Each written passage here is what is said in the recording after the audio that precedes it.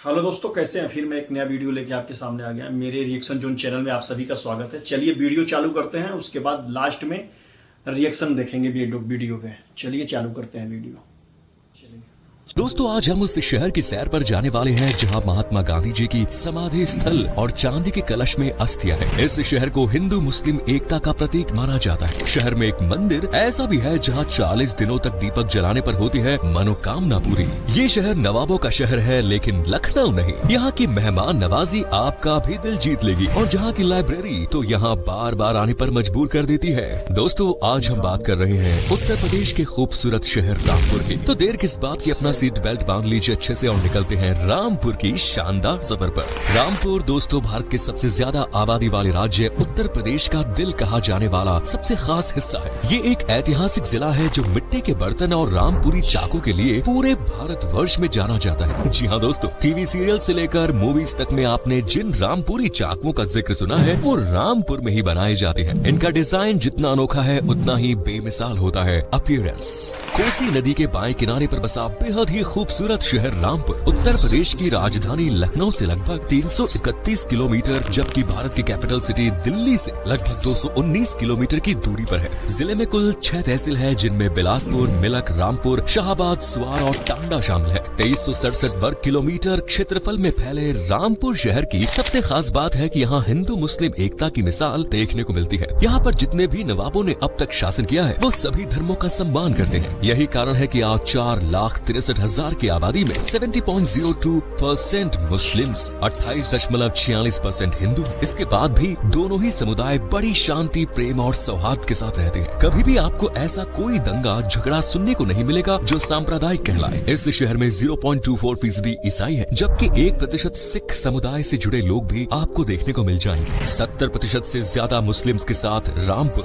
एक मुस्लिम बाहुल्य शहर है। पूरे रामपुर में दोस्तों 11 नगर पालिका है, 17 पुलिस स्टेशन, 6 ब्लॉक और कुल 1200 गांव आते हैं। वैसे तो शहर में मुख्य रूप से हिंदी ही बोली जाती है, लेकिन क्योंकि यहाँ मुस्लिम्स की आबादी ज्यादा है इसीलिए उर्दू भाषा का बोलबाला ज्यादा है, जबकि आजकल की युवा पीढ़ी इंग्लिश में ही जुबान साफ रखती है। रामपुर की स्थापना का श्रेय नवाब फैजुल्लाह खान को जाता है। कहते हैं कि उन्होंने 1774 से 1794 तक रामपुर पर शासन किया। आज जो रामपुर इमारतों, इंफ्रास्ट्रक्चर, सड़कें, स्टेशन और रोड नेटवर्क के सहित भीड़ भाड़ से लैस है, उसके बारे में कहा जाता है कि साल 1774 ईस्वी से पहले यहाँ घना जंगल होता था, जहाँ राजा राम सिंह जो कठेरिया राजपूत थे वो कुछ लोगों के साथ रहते थे। लेकिन जब नवाब फैजुल्लाह खान रामपुर पहुँचे तो दोनों के बीच एक समझौता हुआ और रामपुर दुनिया के सामने आया। धर्मों का सम्मान रामपुर में इतना है कि कहते हैं यहाँ के शासक नवाब को राजपुरोहित गद्दी पर बैठाते थे। ये पहली ऐसी मुस्लिम रियासत थी जिसके गृह मंत्री हिंदू थे। यहाँ मस्जिदों का निर्माण करवाया गया तो हिंदू मंदिरों की आधारशिला रखने में भी कंजूसी नहीं की गई। साथ ही ये इतिहास की पहली ऐसी मुस्लिम रियासत रही जिसमें परिवार के हर सदस्य की जन्म प्रमाण पत्र बनवाए गए। 1774 ईस्वी में ही नवाब फैजुल्लाह खान ने मदरसा आलिया, जिसे रजा ओरिएंटल कॉलेज भी कहा जाता है, उसकी स्थापना की। यानी रामपुर की स्थापना के कुछ समय बाद ही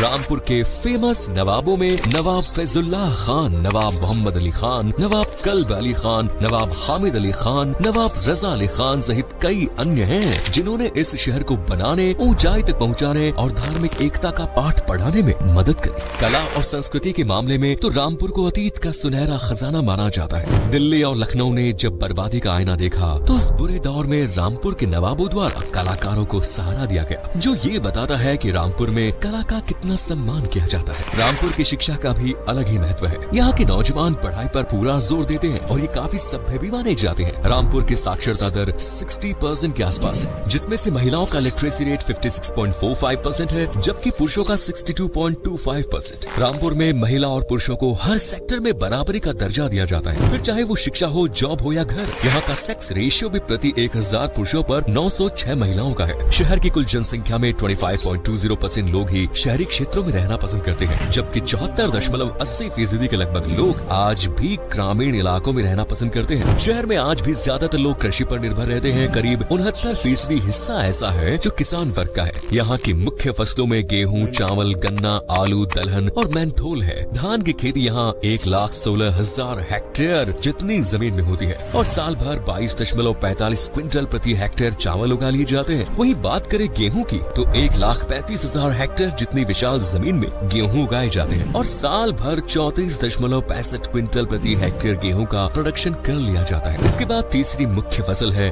गन्ना, जिसे 22,000 हेक्टेयर जितने विशाल एरिया में 576.96 क्विंटल प्रति हेक्टेयर उगा लिया जाता है। रामपुर में चीनी मिट्टी के बर्तनों का उद्योग बड़ी मात्रा में होता है। यहाँ के बने चीनी मिट्टी के बर्तन इतने मजबूत, सुंदर और आकर्षक होते हैं कि अगर आप रामपुर गए तो कुछ न कुछ लेकर ही आएंगे। दोस्तों, राष्ट्रपिता महात्मा गांधी जी की समाधि का जब भी जिक्र आता है तो हम सबकी जुबान पर दिल्ली शहर का नाम आता है। लेकिन क्या आप जानते हैं कि दिल्ली के अलावा रामपुर में भी बापू की समाधि स्थल है? वहाँ उनकी अस्थियां हैं, वो भी चांदी के कलश में। दरअसल स्वतंत्रता आंदोलन के दौरान महात्मा गांधी 2 बार रामपुर गए थे। एक बार वो मोहम्मद अली जोहर के साथ रामपुर पहुँचे और उनकी मुलाकात तत्कालीन नवाब हामिद अली खां से हुई। हामिद अली खां महात्मा गांधी के इतने अच्छे मित्र बने कि गांधी जी की मौत के बाद हामिद अली ने उनकी अस्थियों को चांदी के कलश में रामपुर में दफना दिया। 11 फरवरी 1948 को उनकी अस्थियां रामपुर पहुंची, जहां कुछ हिस्सा कोसी नदी में बहाया गया, जबकि कुछ हिस्से को चांदी के कलश में दफन कर समाधि स्थल बनवाया गया। नवाब हामिद द्वारा रामपुर में कोठी खास बाग जैसी शानदार कोठी का निर्माण भी करवाया गया। 300 से ज्यादा एकड़ में फैली इस इमारत में सुंदर सुंदर पेड़ पौधे, घास, बाग बगीचे और हर प्राकृतिक सुंदरता। रामपुर शहर में एक रजा लाइब्रेरी नाम से पुस्तकालय भी है। आपको जानकर हैरानी होगी कि इस लाइब्रेरी में 30,000 से भी ज्यादा किताबें हैं। इस लाइब्रेरी को बनवाने का क्रेडिट नवाब फैजुल्लाह खान को जाता है। लाइब्रेरी में एक हामिद मंजिल भी है, जिसे सबसे खास माना जाता है। इस मंजिल के 4 गुंबद हैं, जिनमें से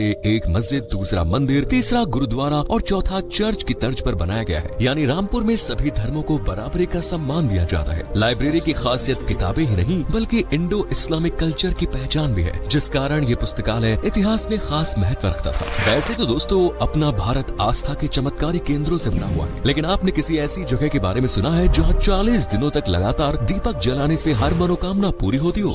इस मंदिर का नाम है कोसी शिव मंदिर, जो कि रामपुर के गांव बेनजीरपुरा उर्फ घाटमपुर में स्थित है। रामपुर को वैसे इसकी मेहमान नवाजी के लिए भी पहचाना जाता है। यहाँ के लोग इतने अच्छे, ईमानदार और मददगार हैं कि हर पर्यटक, चाहे वो भारतीय हो या विदेशी, को अपना समझकर उनकी मदद करते हैं। पुराने समय में भी रामपुर में मेहमान नवाजी के लिए अलग ही पकवान बनाए जाते थे। कहते हैं कि रामपुर के कुक के हाथों में जादू होता है। इनका बनाया खाना अगर एक बार कोई चख ले तो जिंदगी भर वो उस खाने को भूल नहीं सकता। रामपुर में सबसे स्वादिष्ट चीज है रामपुरी बालूशाही, जिसका स्वाद एक बार चख लिया तो आप बार बार खाना चाहेंगे। यहाँ का मक्खन पेड़ा भी गजब का स्वाद देता है। रामपुर का गलौटी कबाब तो हर वेज लवर का सपना ही मान लीजिए। इनके अलावा रामपुरी शाही पराठा ये भी बेमिसाल है। तो अगर आप रामपुर जाएं तो इन डिशेस को एक बार ट्राई जरूर करें।